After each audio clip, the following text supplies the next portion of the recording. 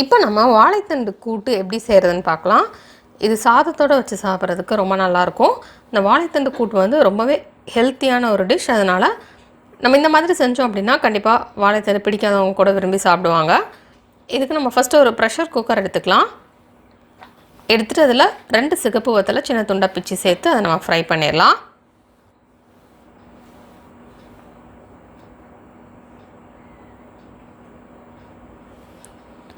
Next இதில்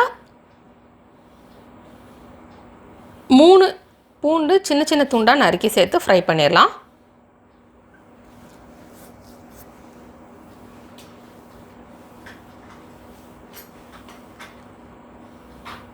next இதில் 20லேருந்து 25 சின்ன வெங்காயம் சின்ன சின்ன துண்டாக நறுக்கி சேர்த்துடலாம்.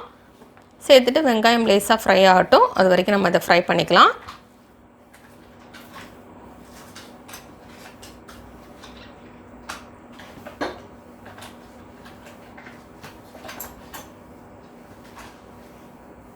இப்போ வெங்காயம் ஃப்ரை ஆகிடுச்சு. நெக்ஸ்ட் இதில் ஒரு தக்காளியை சின்ன சின்ன துண்டாக நறுக்கி நம்ம சேர்த்து ஃப்ரை பண்ணிடலாம்.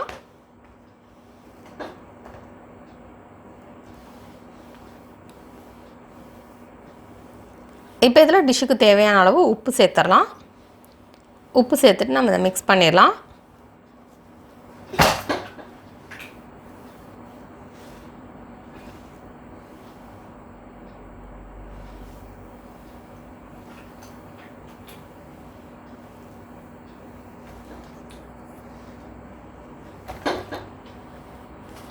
இப்போ இதில் நம்ம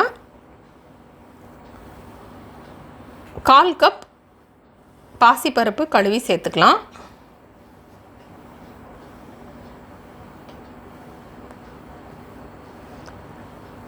நெக்ஸ்ட் இதில் 250 கிராம் நம்ம சின்ன சின்ன துண்டாக நறுக்கி வச்சுருக்கிற வாழைத்தண்டு சேர்த்துடலாம்.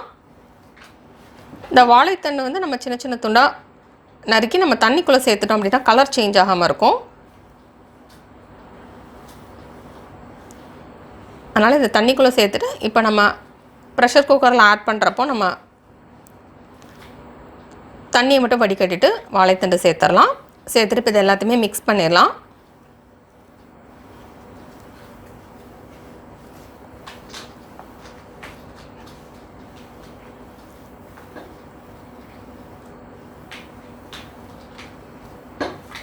இந்த வாழைத்தண்டு வந்து நல்லா சின்ன துண்டாக கட் பண்ணிக்கலாம்.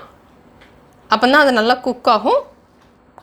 இல்லைனா நீங்கள் கூடுதலாக கொஞ்ச நேரம் வந்து நம்ம ப்ரெஷர் குக்கரில் குக் பண்ணிட்டோம் அப்படின்னா ஈஸியாக குக் ஆயிரும். நெக்ஸ்ட் இதில் 1 டேபிள் ஸ்பூன் வத்தல் தூள் சேர்த்துக்கலாம். 1/2 டீஸ்பூன் மஞ்சள் தூள் சேர்த்துக்கலாம். 1/2 டீஸ்பூன் மல்லித்தூள் சேர்த்து நம்ம மிக்ஸ் பண்ணிடலாம்.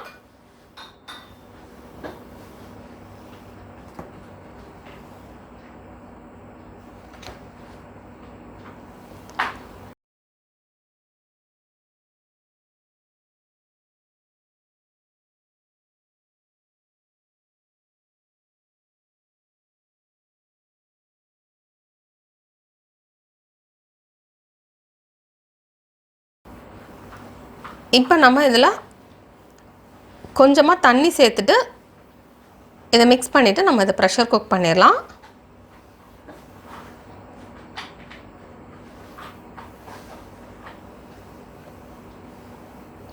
ஹை ஃப்ளேமில் வச்சு 3 விசில் ப்ரெஷர் குக் பண்ணிட்டு லோ ஃப்ளேமில் வச்சு 7லேருந்து 10 நிமிஷம் வரைக்கும் வச்சுக்கலாம்.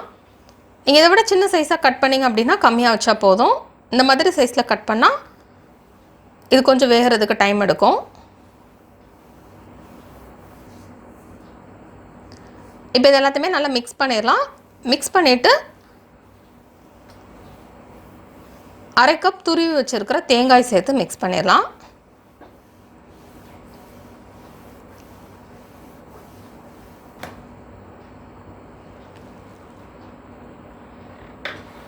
லாஸ்ட்டாக நம்ம வந்து சின்ன சின்ன துண்டாக நறுக்கி வச்சுருக்கிற மல்லி இலை சேர்த்து மிக்ஸ் பண்ணிடலாம். இப்போ நம்ம தாளிச்சிடலாம். ஒரு தாளிக்கிற கரண்டி எடுத்துக்கலாம். எடுத்துகிட்டு அதில் 1 டேபிள் ஸ்பூன் எண்ணெய் சேர்த்துக்கிடலாம். இப்போ எண்ணெய் நல்லா சூடாகட்டும். நெக்ஸ்ட் இதில் 1/4 டீஸ்பூன் கடுகு சேர்த்துடலாம். கடுகு பொரிஞ்சிரட்டும். நெக்ஸ்ட் இதில் 1/4 டீஸ்பூன் உளுந்து சேர்த்துடலாம்.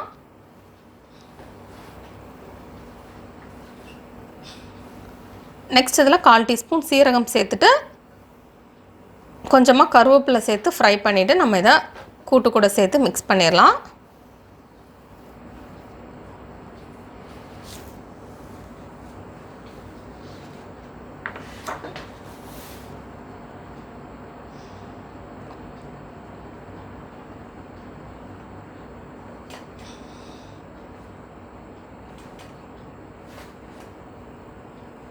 இப்போ இதை சேர்த்து மிக்ஸ் பண்ணியாச்சு.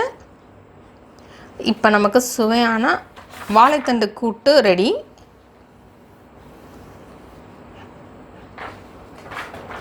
இது சாதத்தோடு வச்சு சாப்பிட்றதுக்கு ரொம்ப நல்லாயிருக்கும். இந்த ரெசிபி நீங்கள் வீட்டில் ட்ரை பண்ணி பாருங்கள். இந்த ரெசிபி உங்களுக்கு பிடிச்சிருந்தா லைக் பட்டன் கிளிக் பண்ணுங்கள். உங்கள் ஃப்ரெண்ட்ஸோட இந்த ரெசிபியை ஷேர் பண்ணுங்கள். மறக்காமல் இந்த சேனலுக்கு சப்ஸ்கிரைப் பண்ணிவிட்டு பக்கத்தில் இருக்கிற பெல் ஐக்கானை ப்ரெஸ் பண்ணிக்கோங்க. அப்போ தான் இனிமேல் போடுற வீடியோஸ் எல்லாமே உங்களுக்கு உடனுக்குடன் கிடைக்கும். அதே மிஸ் பண்ணாமல் இன்ஸ்டண்ட்டாக பார்க்க முடியும். இந்த ரெசிபி ட்ரை பண்ணிட்டு எப்படி வந்திருக்கு அப்படின்றது கீழே உள்ள கமெண்ட்ஸ் பாக்ஸில் மறக்காமல் சொல்லுங்கள். தொடர்ந்து இந்த சேனலோட இணைந்திருங்கள் புதிய புதிய ரெசிபிகளுக்காக.